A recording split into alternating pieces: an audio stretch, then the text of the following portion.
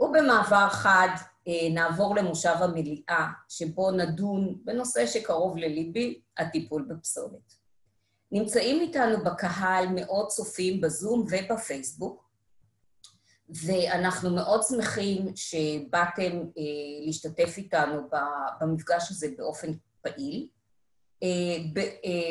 כל שאלה שיש לכם, בתחתית של המסך שלכם יש לכם QA, שמה אתם שואלים את השאלות, ואני אעביר אותם בהמשך, גם לפרופסור די-מריה, שתכף אני אציג אותו, וגם לנציג המשרד להגנת סביבה, שכבר נמצא איתנו, אני תכף אציג גם אותו. ואם אתם רוצים לייצר שיחות והערות, אז את זה אפשר לעשות בצ'אט. And now, let me switch to English and introduce my dear colleague and friend, Professor Pranceesco Dy-Marea of the University of Perugia, Italy. Pranceesco Dy-Marea is an assistant professor at the Department of Engineering at the University of Perugia.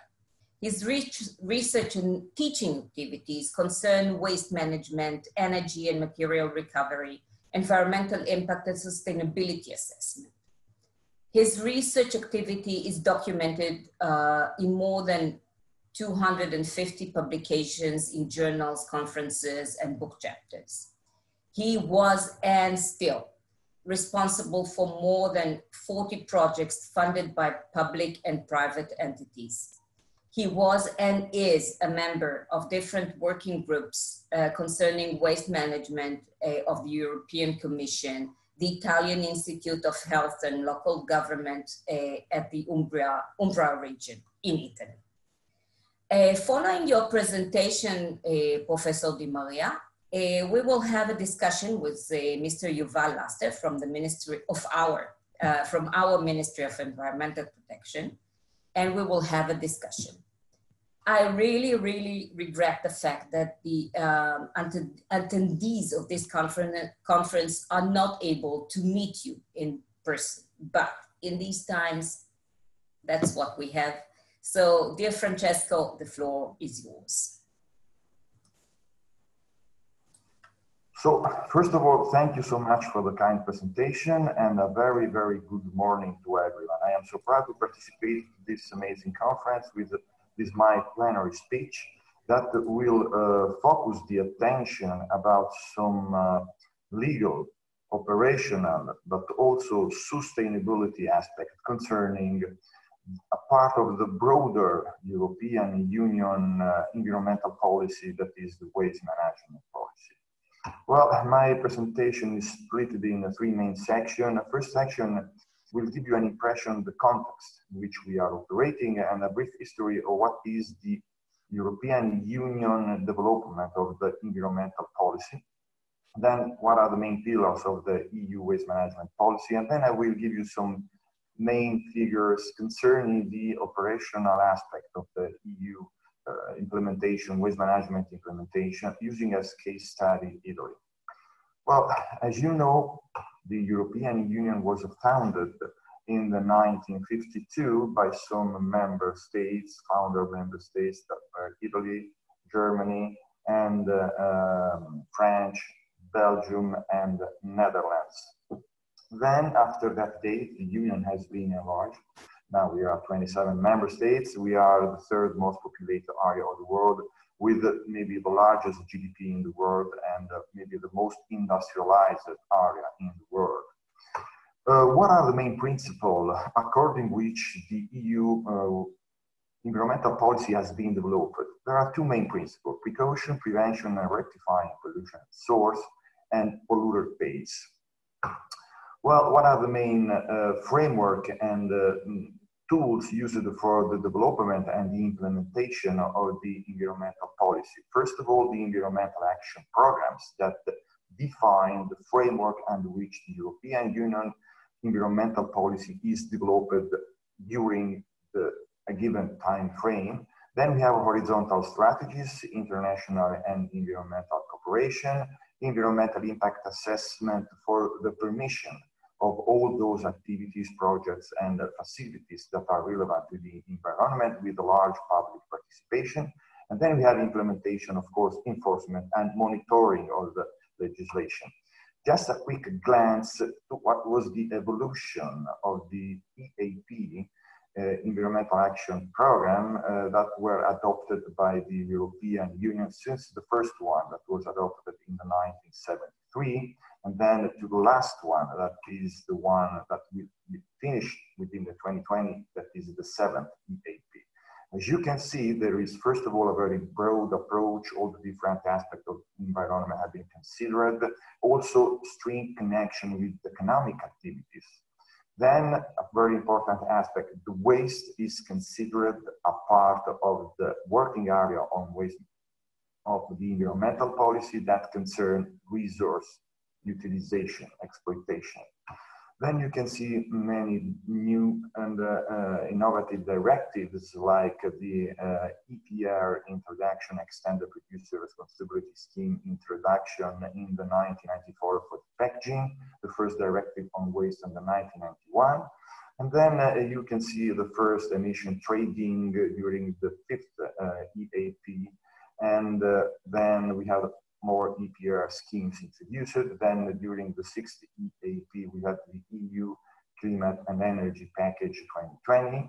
And then during the 7th, we have the 2030 goals for the European Union concerning greenhouse gas emission, renewable energy, and so on. And in particular, the Circular Economy Action Plan. So very broad and large policy. Now we have 9 working areas concerning the environmental policy that are all strictly interconnected with each other.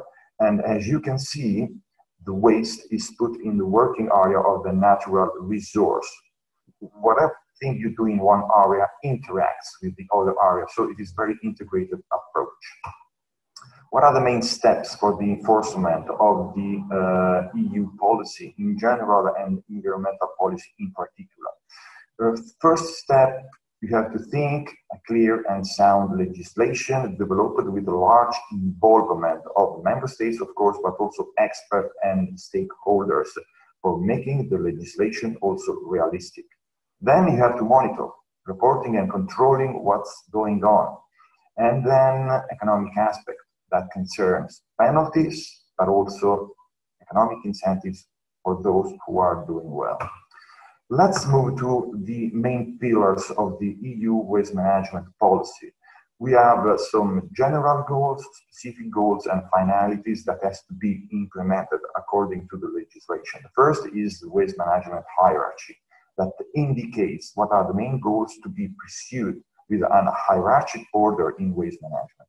As you can see, the first goal is prevention. It is important to say that waste management sector can do a little for the prevention, because prevention is something that involves the economic system in the broader sense. So the industry, the consumer, the production and design of new material, legal support, economic support. And waste management can do in this broad context a little. It's not the main sector. But when the waste has been generated, the first goal to be pursued is its reuse, preparing for reuse. That is aimed to avoiding the reproduction of the same good.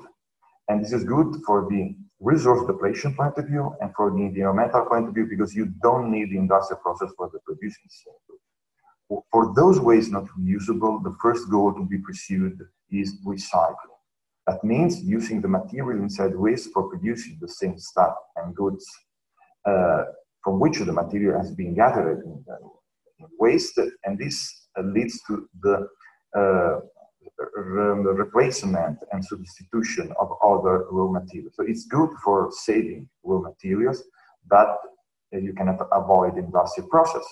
And then for those waste that are not reusable, not recyclable, the recovery. Recovery is a broader recycling mean. That means whatever use you do of the material that is inside waste, but able to replace other raw material, including fossil fuel. This is the energy recovery concept in waste management, producing by the waste material a fuel able to replace our fossil fuel. And then the last step is disposal. All those operations that are not aimed to reuse, recycle, or recovery, energy recovery also, of the material inside the waste. So the main goal of the hierarchy is the best use as possible of the material that is inside the waste for replacing other raw material and fossil fuel. Of course, we have also some specific target to be achieved within a given time frame concerning the reuse and recycling, so the higher level of the hierarchy. At the end of this year, the member states have to reuse and recycle at least 50% of the waste they are generating, and this goal will be 65% at least within 2030. It's very important, it's a very ambitious goal, because at the moment, we don't have effectively 65% of recyclable material inside the waste, because the economic system did not produce all recyclable material.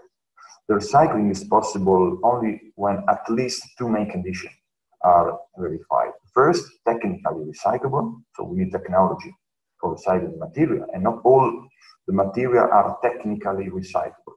And the second aspect, you need a market. Someone has to purchase, has to ask for this material. Otherwise, the recycling is not possible. And so this is a very big endeavor that will involve all the economic system, not only the waste management sector. And then we have some finalities that will be respected in waste management.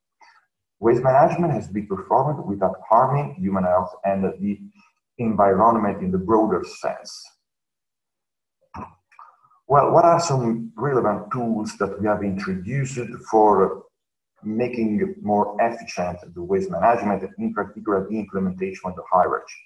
The first very useful tool was the extended producer responsibility. That is an environmental, first of all, tool that is based on the principle polluter pays. So this means this want to boost the producer of material, of stuff, goods, to be more efficient in their production system, producing more recyclable material, less waste generation, and so on. So we have nowadays two extreme models for the implementation of the EPR scheme. An extended EPR scheme, in which the producer, the one who put on the market the stuffs, the goods that then will become waste, has to pay for the whole cycle, including end of life, waste treatment, reuse, recycling, and so on. And then there is a shared EPR scheme where all these costs are shared among different actors. The producer will pay a given fraction, then we have the user, the consumer, and so on. But now, according to the last directive, all the EPR scheme have to move to an extended model. So the producer will pay for the whole cycle. Just for having an impression what this means, what are the fees, taxes paid for the producer. On the left, you can see what are the taxes paid by the producer, where there is an extended EPR scheme implemented. And on the right, you can see what are the taxes paid by the producer in those areas where there is a shared EPR scheme. Very big difference. These are two examples for plastic packaging and glass packaging.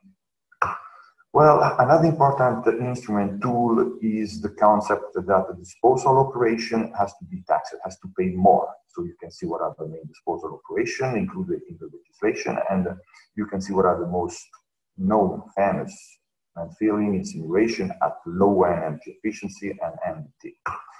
And then landfill ban. Landfill has some limitation on both the amount and the quality of the waste that can be disposed in landfill. What is the current level of waste management implementation in the EU area according to landfilling, incineration, composting and anaerobic digestion of the organic fraction, and recycling, plastic, metals, glasses, and paper and cardboard, and other streams? These are the main streams. On average, we have something like 30% of recycling, 15%, 17% of recycling of the organic fraction by composting and anaerobic digestion, and then quite the same share between incineration, 25%, and landfilling, 25%. But there are many big differences among the different states. So let's move to give you some practical figure on the operational aspect concerning waste management using as case study Italy. First goal of the hierarchy is of the legislation is prevention. So we had in the last 10 years a reduction, a decrease of the whole municipal solid waste produced of 7%, but this information alone is not enough for assessing if prevention is working or not. You have to correlate this to some economic and social indicators like the GDP and family expenditure, and then you can understand if you are moving to a prevention, so decreasing effectively the amount of waste generated. There is a direct proportionality between the GDP, the family expenditure, and the amount of waste generated. Nowadays, we have decoupled this link, and we are increasing GDP and family expenditure, of course, according to economic crisis and so on, but we are decreasing the amount of waste generated. So prevention is working. What about the other two levels, higher level of hierarchy, reuse and recycling? Well, first of all, for having an efficient reuse and recycling, you need high quality material. How you can get this high quality material? It is demonstrated that separate collection is the most efficient system for achieving this goal.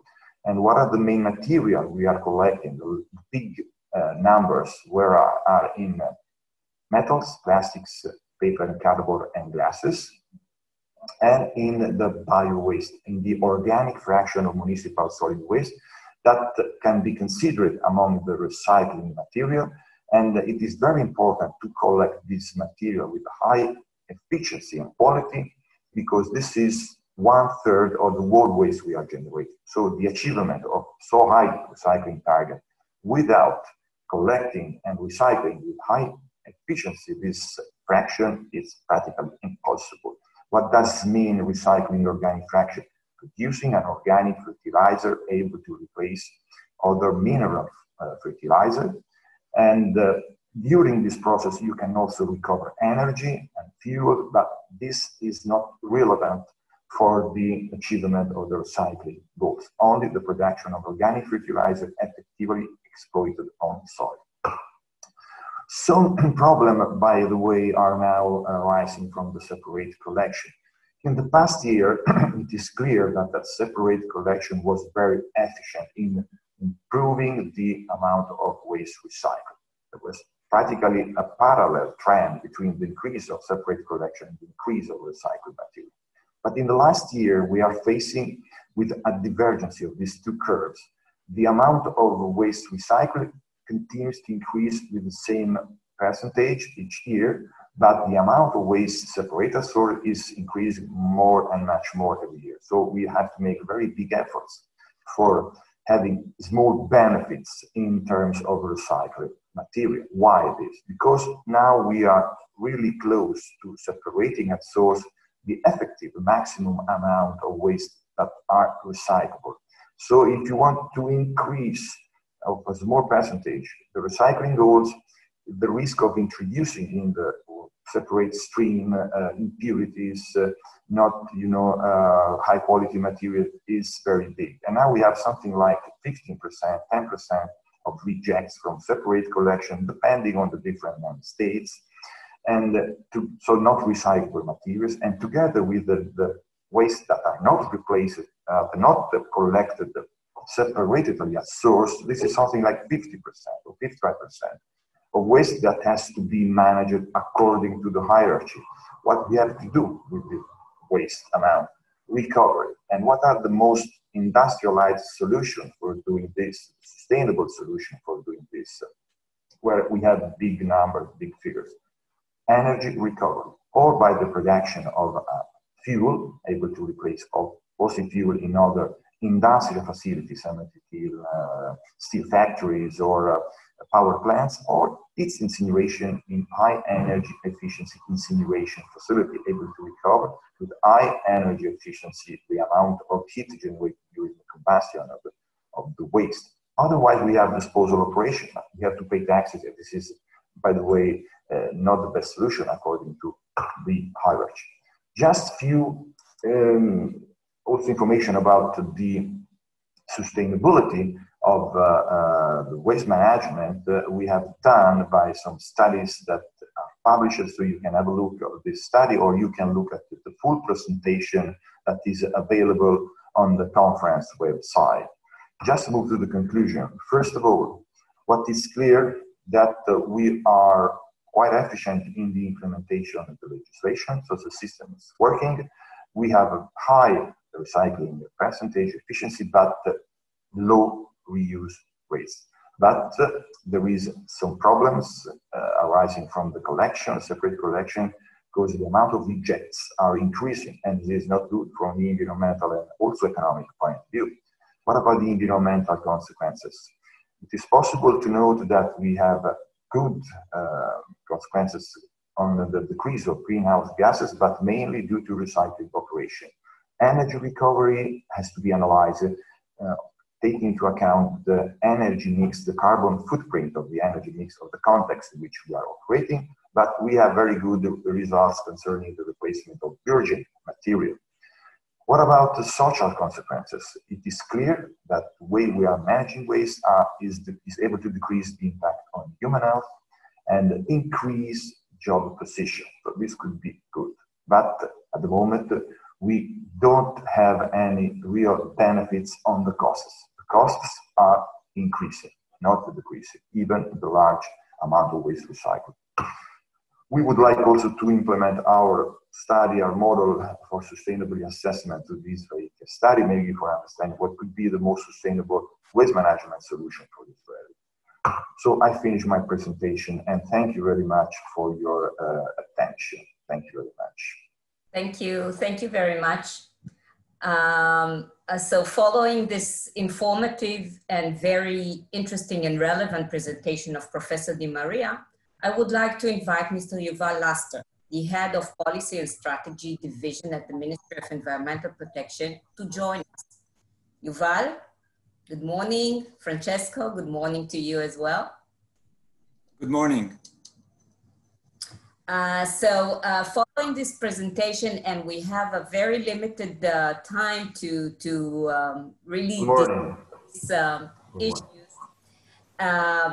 Yuval, along the years, the EU waste management was and still is Israel's guide to sustainable waste management. Yet we failed to copy this holistic approach that was presented by Professor די-מריה, and our achievements are, to say the least, poor.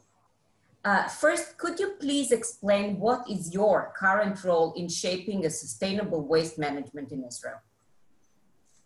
Very well. Hi, Ofiera, and thank you, Professor די-מריה, for this interesting presentation. I would like also to take the opportunity and thank the organizers for putting together this important event, and I wish a fruitful 2-day or 3-day event to all. Upon our arrival, Minister Gamliel recognized the dire end results of the waste management policy in Israel. Results that haven't changed significantly for at least the past 15 and 20 years. Since our ministry is the primary regulatory body and is responsible for a significant part of financing this sector, Minister Gamliel expressed publicly her ambition to reach 20% landfilling by the year 2030. To this end, she asked Director General Mr. David Yahalomi to develop a holistic strategy to reach this goal. Mr. Yahalomi, on his end, established a working team within the ministry that consists workers both from the waste unit and the strategy unit that I'm heading, with the intention to go public in early November with a strategy that will be the basis for a 10-year roadmap to transform the waste sector in Israel and bring us a step closer to a circular economy. So, as I understand, you want to reshape the strategy, but how will you copy the entire DNA of the EU strategy and not just, parts of the DNA that was, what we're facing for the last 30 years? How are you intend to really, get into the process all the relevant stakeholders? One of the things that we managed to establish in the past few months is a consensus within our ministry around the idea that the main reference for Israel waste strategy should be the EU. we're not here to invent the wheel, so to speak. And we can see how a holistic approach in many EU countries brought them to very high recycling rates and low landfilling rates. So to start with, one of the building blocks is that we should be following the EU benchmark. This includes a waste framework law for Israel. In Israel, we saw how the Clean Air Act brought Israel to a whole new level in terms of air pollution regulation, and we believe that going on a similar path in waste management will bring us forward as well. So the first building block is an advanced waste regulation that includes standards and definitions. The second building block would be the institutional structure. We need to decide who regulates, who finances, and who initiates and delivers. It is clear in this regard that the local municipalities, and moreover, an association of local municipalities, should play a major role in any future institutional structure. The third building block would be waste treatment practices and technologies that can help us achieving effectively ambitious goals to reduce waste at the source, recycle and recover waste. The fourth building blocks is economics. We need to create an economic waste market that will put in the right prices and the right economic incentives that will drive the market to reduce waste and recycle waste and not to landfill it. These incentives should start at the producers, and extended producer responsibility laws are a good start in this regard, move to consumers and households, and then look at the right incentives from municipalities and the private sector in the waste arena. The last building block, and the fifth one, would be education and public awareness campaigns. Of course, without a significant involvement of the public, there is no realistic way to achieve these ambitious goals. Thank you. I have many questions at the Q&As, and I'm sure we will not be able to answer them, entirely. So I would like to address Professor די-מריה about several questions that were raised here. First, do you have any targets, and what are the targets relevant to food waste? If you have specific targets to food waste and separate collection of food waste. Yes, thank you very much. First of all, dear Ophira, and it was a very big pleasure also to meet Mr. Yuval for the ministry. Yes, we have a specific target concerning the amount of food waste, that we want to reduce.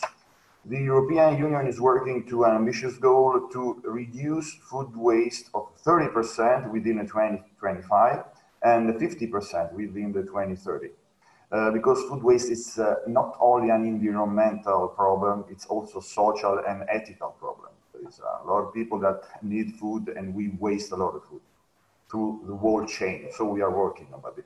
Concerning the recycling and the separate collection target, we don't have a specific separate collection target. We have we have to collect food waste separately, but the problem is prevention, avoiding the production and the waste of so valuable material through the all the value chain. Okay, and dealing, so we do need to tackle also the population, the citizens. Yeah. So does the EU have specific plans to deal with changing the population's behavior, consuming less, separating what needs to be separated? Yeah. As I try to explain in my presentation, this is a long history. We start to educate, to promote sustainability, environmental friendly. Now, in the European population, there is a very big agreement that recycling, no disposal waste, is environmentally sound, and people agree on this. The big, effort has to be made between government and population.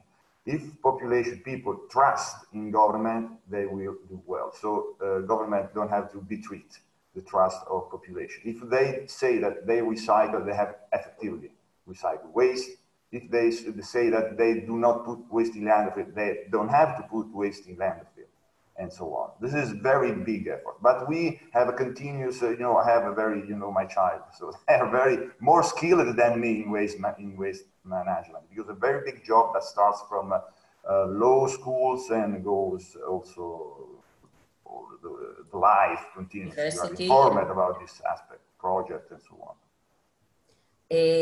Yuval, a question to you. People often ask me, and this question was also raised here, if I separate, or anyone else separates plastics or glass, is it really being recycled in Israel? Or is it just, washing my conscience and thinking that I'm saving the universe? Some of the material that is being sent to is sent to some recycling facilities within Israel. Some is being shipped abroad. So I some is being landfilled. And some is being landfill for sure. If we'll take can you share the figures with us? Do you have the figures? Well, the thing is that we're now really at the midst of establishing the strategy, and one of the first things that we're doing is really finding the figures and numbers and putting them in place. And I can promise everyone that in early November, all these figures will be publicly available, some of them for the first time. And then we'll have a discussion on many of these difficult issues. And I agree, it's not an easy topic to discuss. Some of the, and today, let's take glass. So some of the glass is being recycled in a recycling facility in the Negev, in Yerucham, Phoenicia. Some of you probably know them, but a lot of the glass is being dumped to the green bins, and then finds itself straight to composting facilities around Israel, with all the dire results related to that. So there's a lot to be done in this regard, but in terms of figures and numbers, I can assure you that they will all be publicly available in early November once we publish our initial strategy.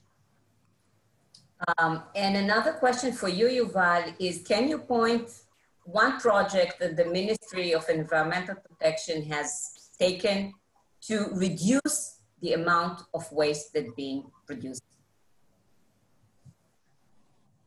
Well, there are several projects, but I would take probably one of the main ones were the producer responsibility laws that have been along the year being published. Many of them are first and foremost are at how we prevent the production of waste and how we can design the whole system in order to prevent waste at the source.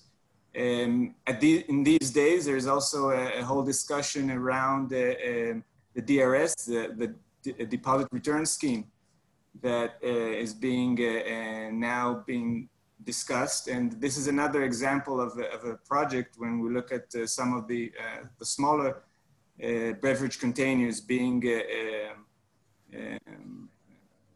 there is a DRS on them. There, the reduction at the source as well. Okay. We have like 3 minutes left. So one question for you, Francesco, the COVID-19. Has the pandemic changed waste production patterns in the EU? Do you have any, updated data about that?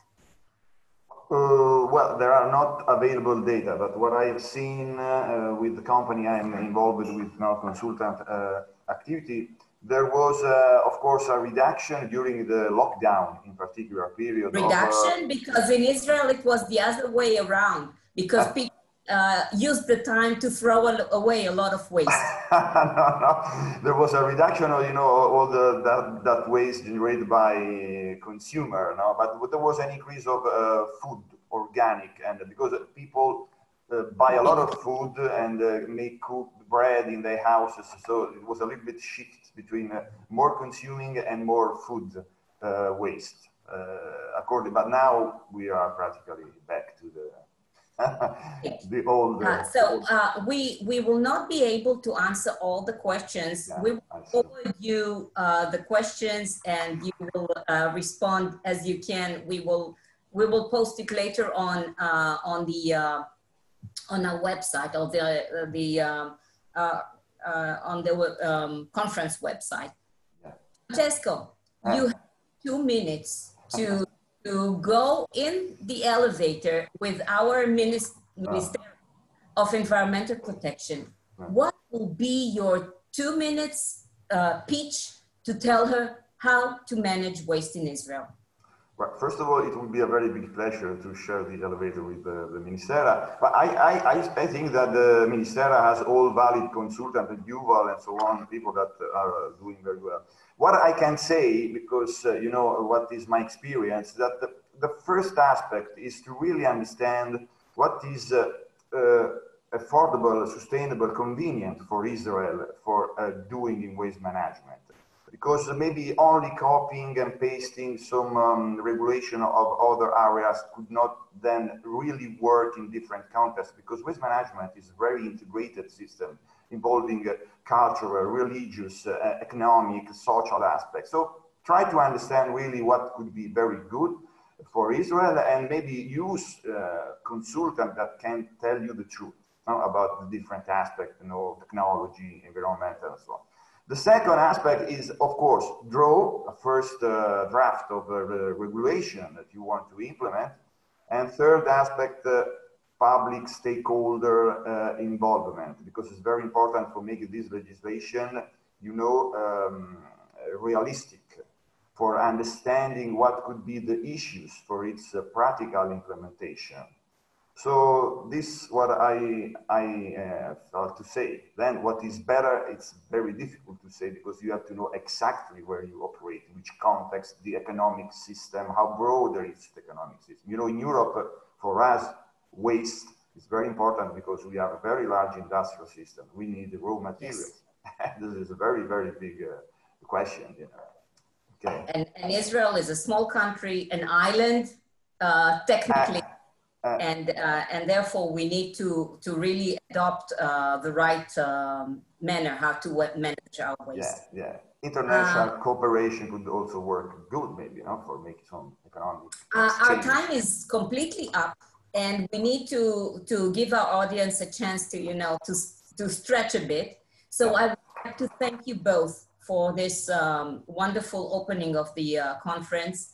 And I'm sure we'll be further in touch, and we will try to answer all the other questions of the Q&As and supply the accurate answers from the Ministry of Environmental Protection and from you, Professor די-מריה. Thank you very much. The audience cannot join me in, you know, applause, so I will applaud. I will applaud you. Thank you very much. And all of you will be back at 10:10 for the next sessions. And be with us, drink some coffee, and come back with a lot of energy. So thank you very much, and we will try to answer the questions. Bye-bye. Very, very, very, very Bye-bye. nice to meet you. See you later. Bye-bye.